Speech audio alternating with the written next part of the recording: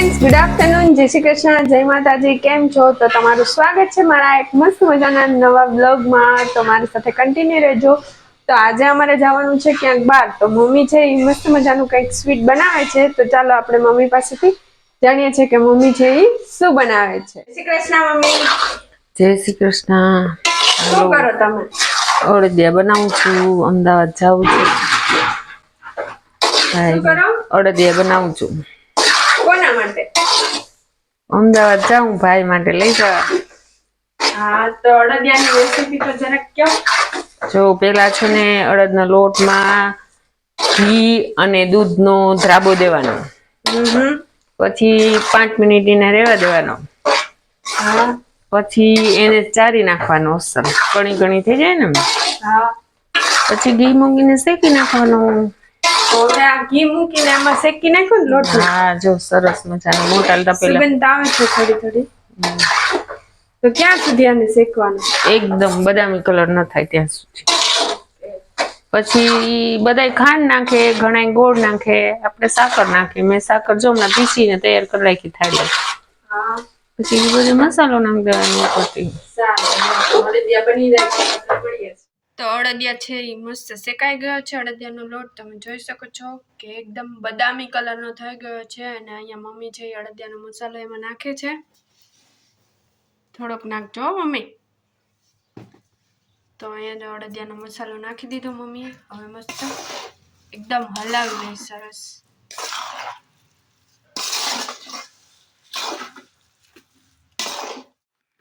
તો આ છે સાકર જે હમણાં દળીને તૈયાર કરી છે. તો હવે એ આપણે આ અડદિયામાં નાખી દેશું.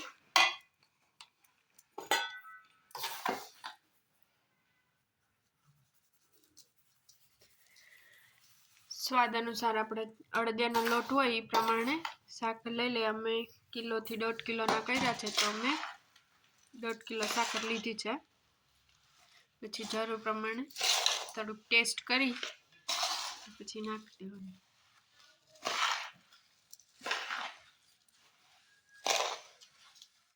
તો અહીંયા કાજુ અને બદામ નાખી દીધા છે. થોડુંક હવે ઠંડુ થઈ ગયું છે. હવે એને હલાવી નાખીએ સરસ.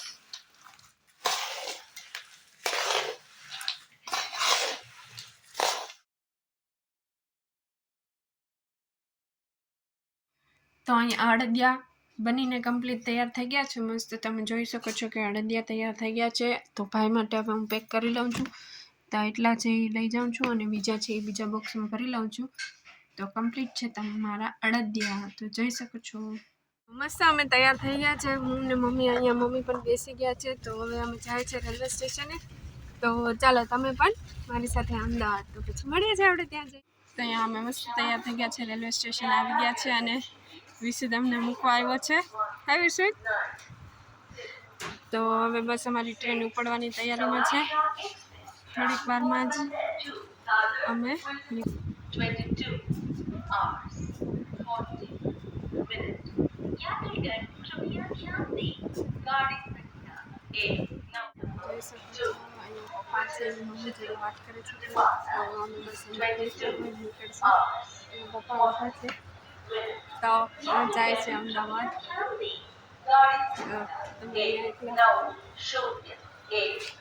પછી મળીએ ટ્રેનમાં. તો મમ્મી અહીંયા ટ્રેનમાં બેસી ગઈ છે. મસ્ત અમારી સીટ મળી ગઈ છે. હજી તો ટ્રેનમાં કોઈ છે નહીં, સૌ ખાલી છે ટ્રેન હતી. તો પછી સવારે જઈને મમ્મી મજા આવી.